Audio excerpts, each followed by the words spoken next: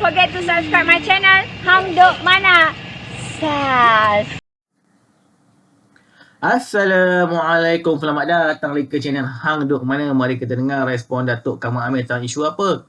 Isteri Daim dua anak beri keterangan di SPRM.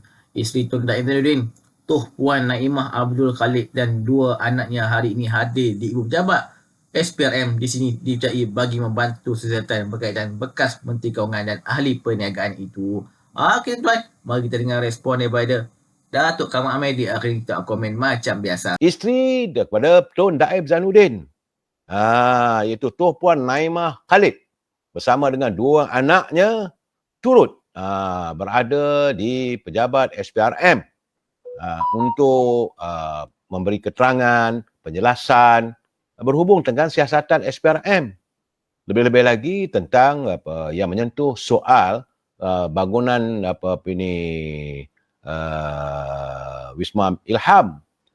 Cuma satu sajalah saya lihat ada pula kenyataan daripada Tuh Puan Naimah yang mendakwa bahawa katanya disebabkan kekayaan suaminya, ia dijadikan alasan untuk memfitnah nama baiknya dan menggambarkan sebagai seorang perasuah.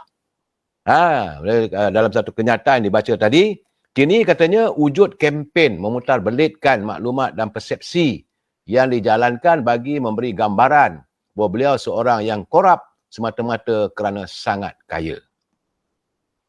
Ia sesuatu yang tidak munasabah dan tidak masuk akal. Malah tiada ahli perniagaan yang berjaya di negara ini akan terlepas daripada tuduhan sedemikian. Beliau berkata demikian ketika ditemui di pekarangan Ibu Pejabat SPRM hari ini.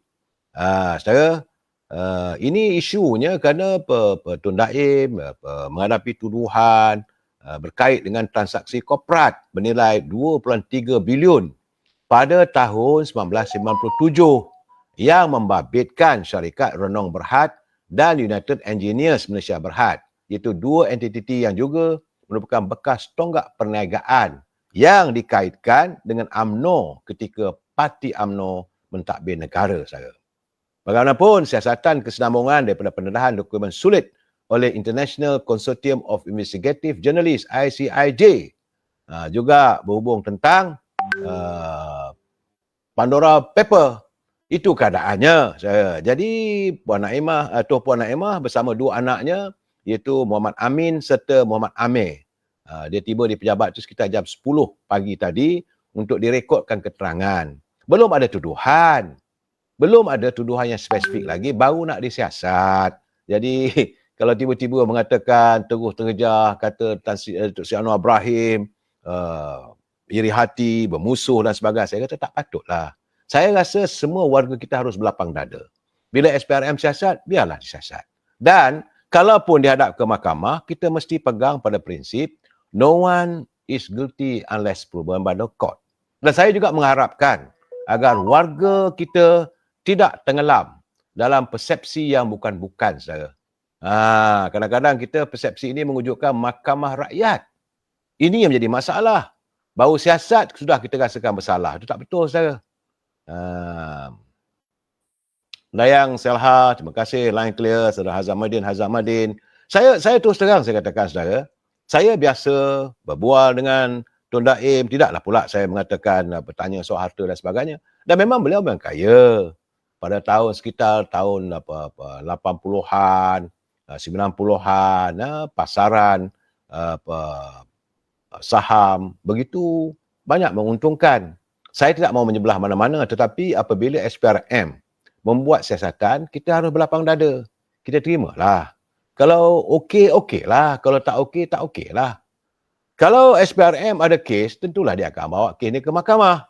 Kalau SPRM kata tidak ada kes, tak ada prima facie, tak adalah.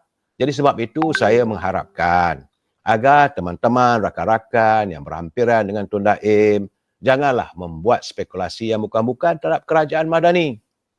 Sebab kita juga dalam proses untuk membersihkan negara kita dari segala spekulasi. Kita tak mau lagi adanya persepsi, spekulasi, orang itu korup, orang ini korup. Dan kita harus berlapang dada apabila Yang Amat Berhormat Perdana Menteri mengizinkan ataupun membiarkan agar SPRM ataupun siapa saja bahagian penguat kuasa undang-undang melaksanakan tugas mereka. Bukan ada arahan. Kadang-kadang kita ni masih terikat dengan corak hala cara terdahulu. Terdahulu kalau seorang Perdana Menteri itu dia berkuasa. Dia boleh mengarahkan buat itu, buat ini. Ini tidak Datuk Anwar Ibrahim, cuma dia mengingatkan. Saya ingat lagi kenyataan beliau bahawa penguat kuasa undang-undang sama ada SPRM, polis, lembaga hasil dalam negeri dan sebagainya, laksanakanlah tugas anda sebaik mungkin. Dan kena ingat, anda sekarang bertugas dengan Perdana Menteri yang agak berbeza. Jadi itu kenyataan. Beliau bukan dia kata tangkap orang tu, siasat orang ni, tak ada. Begitu juga dalam bidang judiciary, dalam bidang kehakiman. Datuk Seri Anwar Ibrahim tidak akan mencampuri urusan penghakiman di Istana Keadilan. Kerana bagi saya itu antara perjuangan reformasi. Semalam saya dah bercakap. Reformasi yang mahu diwujudkan adalah tidak campur tangan pihak eksekutif dengan pihak legislatif iaitu parlimen dan juga pihak judiciary. Ini kena jelas, saudara. Jadi tak payahlah kita nak tuduh itu, tuduh ini, saudara. Baik, saudara, kita ketepikan dulu soal tuduhan itu ini sebelum saya masuk lagi. Ada lagi kes-kes lain lagi, saudara. Tapi saya terpanggil apabila sahabat saya, saudara Gulam Muzaffar, selaku Ketua UMNO Bagan Batu dan merangkap Ketua Penerangan UMNO Wilayah Persekutuan. Sebab beliau menggesa bahawa dalam Kongres Ekonomi yang akan dibentangkan pada hujung Februari akan datang, katanya sewajarnya Kongres itu mencapai satu kata sepakat untuk mewujudkan Bank Mara. Dulu kita ada Bank Bumiputera. Tapi alasan pada saudara Gulam Muzaffar, dia kata Mara adalah merupakan antara institusi yang membangunkan warga bangsa kita ke tahap yang maksima. Jadi apabila Bank Mara diwujudkan, mudahlah mereka yang mendapat kontrak, yang dapat bimbingan daripada Mara untuk mendapat kemudahan pinjaman kewangan untuk melebarkan perniagaannya. Saya bersetuju, saudara, sebab nak diharapkan Bank Bumiputera dah lingkup.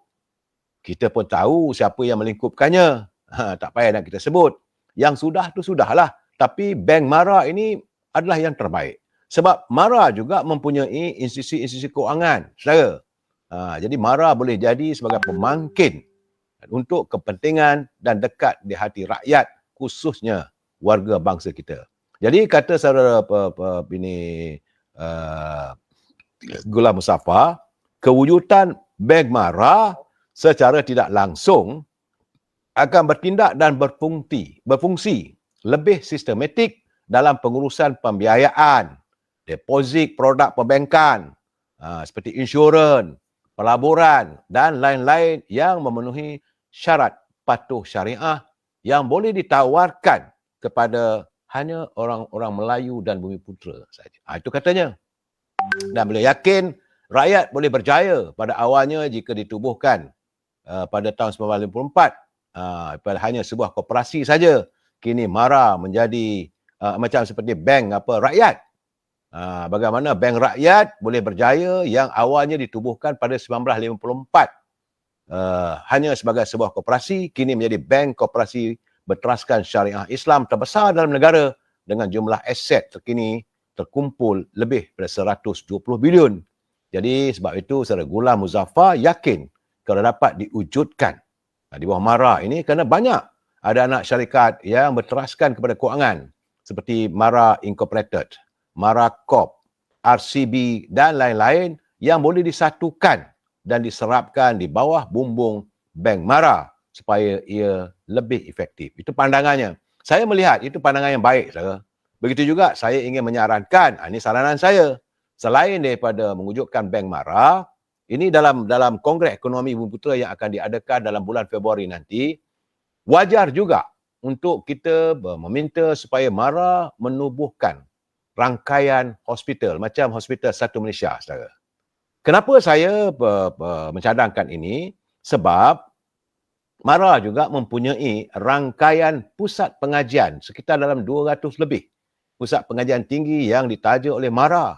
Malahan pelajar-pelajar tajaan Mara mereka mengambil kursus bidang perubatan. Dan bila saja habis kursus di pusat-pusat pengajian tinggi, kadang-kadang mereka terjebak dengan situasi tak ada tempat untuk menempatkan mereka di hospital mana. Jadi sewajarnya apabila diwujudkan hospital MARA, saya rasa bolehlah menampung keperluan pelajar-pelajar lulusan perubatan ini untuk ditempatkan di hospital MARA.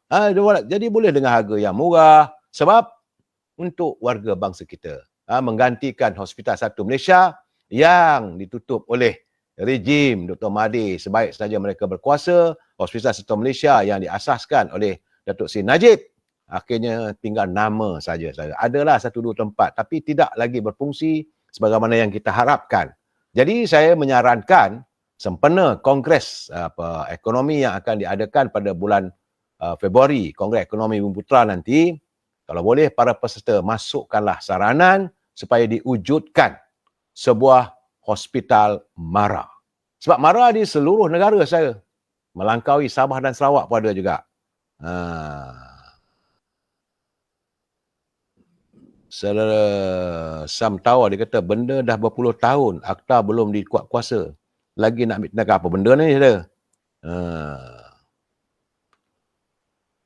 Bagi saya, tak payahlah saudara. Kita bergaduh-gaduh dengan pemimpin ni buat apa saudara. Itu bahagian marah saudara. Kena saya baca detail sikit lagi dekat sini. Naimah Muhammad Amir Zainuddin dan Muhammad Amir Zainuddin tiba di Ibu Pejabat SPM. Itu pada kira-kira pukul 10.05 pagi bersama 2 peguam. Naimah dalam pernyataan yang diedarkan kepada media sebelum memasuki premis SPM berkenaan berkata beliau dan ayahnya akan memberikan kerjasama kepada SPM seperti yang dikehendaki undang-undang. Pengarah bahagian pencegahan pembawaan haram Blok SPM Datuk Muhammad Zamri Zainul Abidin ketika dihubungi bernama mengesahkan SPM perlu mengambil keterangan isteri Tun Daim dan siasatan dibuat mengikut undang-undang berkaitan pencegahan pembawaan haram. Tuan-tuan, kita biar SPM siasat dulu, kita tengok apa akan jadi nanti. Tuan, mari terus menyokong kerja apa pada Nabi Ibrahim. Assalamualaikum.